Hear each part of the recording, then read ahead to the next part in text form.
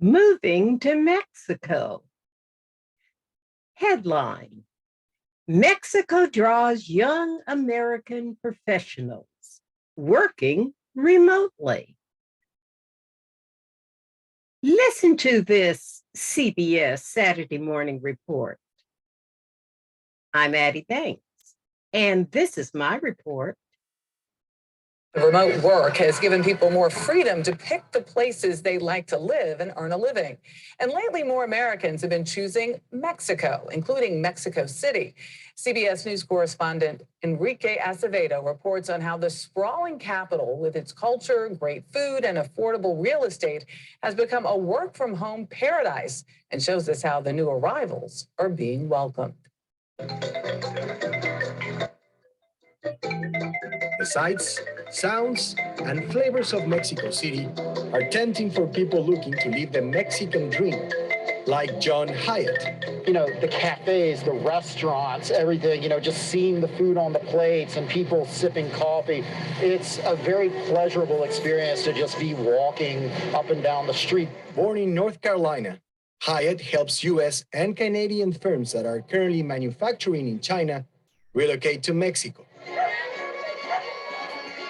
And it's not just companies looking to come here. Mexico is now a top destination for young professionals who work remotely. Technology has absolutely made Mexico City or living down here much easier. We talk about things like rideshare apps. We have all of that. The influx of American expats is transforming some of Mexico City's most traditional neighborhoods. Rents have soared in Colonia Roma, a quiet, walkable neighborhood in a city tortured with bumper-to-bumper traffic. Here, old world charm is fading. In its place, award-winning restaurants and hip coffee shops where customers speak English more than Spanish. Our cultures are kind of merging in many ways. Mexico is becoming more Americanized, and the United States, Americans are taking a lot more interest in Mexican culture and cuisine. Most locals welcome the new arrivals and the dollars with characteristic Mexican warmth. But tensions are growing around what some are calling gentrification. I think there's a positive and negative to all of this that you're mentioning. And yes, it's not just Mexico, right? That's being gentrified, as you say. There's many cities. I think that some of the positives, I think that they drive economy. I think people will get paid higher salaries. Alexandra Demu is the founder of Welcome Home Mexico, a relocation and real estate service. She helps expats with everything from lease negotiations to school interviews for their children.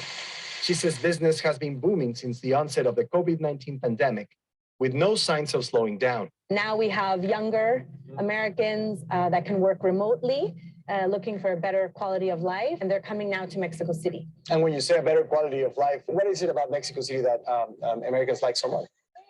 They love the climate, they love the people, the culture, the food, the beauty. Yes, of course, safety can be an issue. And when I say quality of life, I mean, of course, we can't avoid the fact that your dollar goes a long way in Mexico, no? Yeah. Things are still relatively reasonable in Mexico. According to State Department data, there are over 1.6 million U.S. citizens living in Mexico. But that number only includes people who have applied for legal residency, which most remote workers don't do.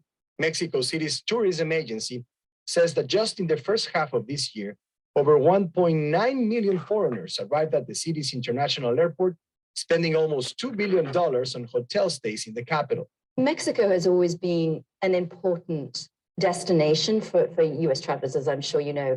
And I have to say, our Mexican hosts are incredible. Catherine Powell is the global head of hosting for Airbnb, where she oversees the host insights and research team. She says more people are visiting Mexico and staying for longer periods of time. For CBS Saturday Morning, Enrique Acevedo, Mexico City. Moving to Mexico. Every person wants to enjoy their best life. And today, the options and acceptable paths to those ends have expanded exponentially. One of the most used paths is seeing the world as welcome to you to find your bliss where you want to find it. Globalization opens the door to perceived welcome in defiance to much of what we know about homeland rules of ownership. Every nation has history of repelling outsiders, preserving their traditions, and creating borders for protection. What have we learned?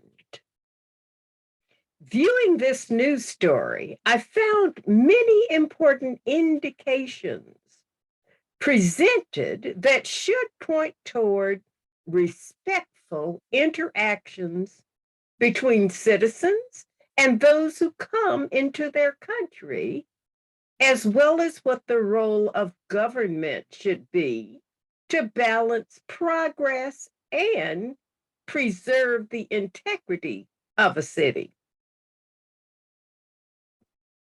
Consider this. 1, foreigners are welcome by those who benefit from them.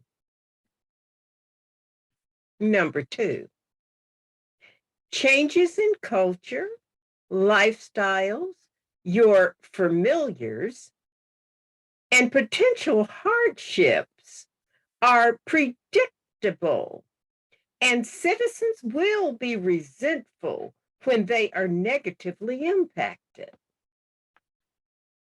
This will eventually create anger and potential pushbacks. I noticed that this piece shied away from reporting on the negatives.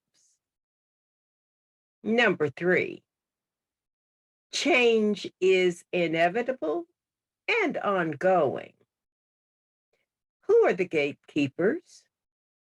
Who determines acceptable versus unacceptable balance based upon the impact on others, particularly the indigenous? I say love, respect, and do no harm, which are just words unless they're activated